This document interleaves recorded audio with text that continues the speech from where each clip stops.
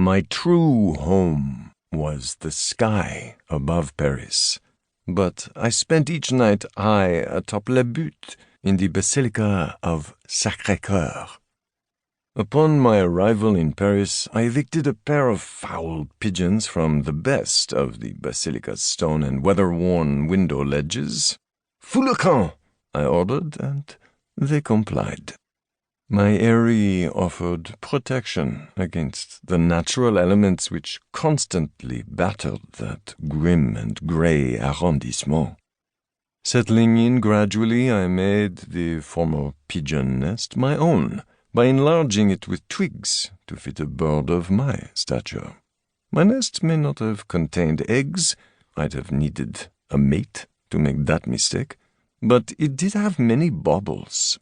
I'd filled my nest with bright and shiny treasures that I made a habit of collecting during my explorations. Round grey pebbles, shiny metal buttons, colorful little beads. I'll admit that I was proud of my collection. I found it comforting. Perhaps you would have considered my acquisitions scuffed, dirty, useless dross trinkets, but to me they were treasured mementos. Adding them daily to my nest gave my life a semblance of meaning. Anything to help pass the monotony of this life was a worthy distraction. Nothing in life has any inherent meaning. If you decide something is important, then voila, it is. I'd considered leaving Paris, of finding somewhere that would truly be my own, where I might fit in, but my place was nowhere. I was unwanted. Furthermore, I could not bear the idea of anyone expecting something from me. That has always made me want to do just the opposite. Besides, I was now a city bird. Caw. That was my life, my philosophy before the wrathful storm changed everything.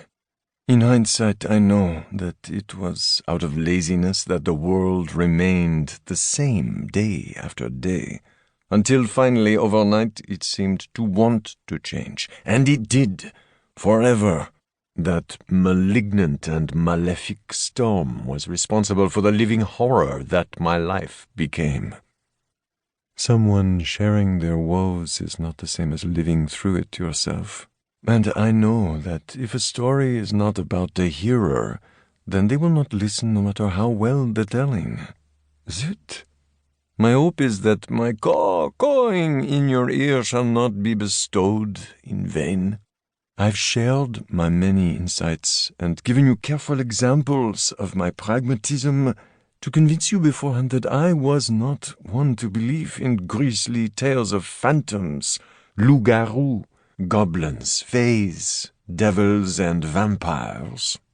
Before the storm, I was a skeptic, an unbeliever of all that was supernatural, of even God and the afterlife. Yet now, with my own eyes, I have seen a ghost.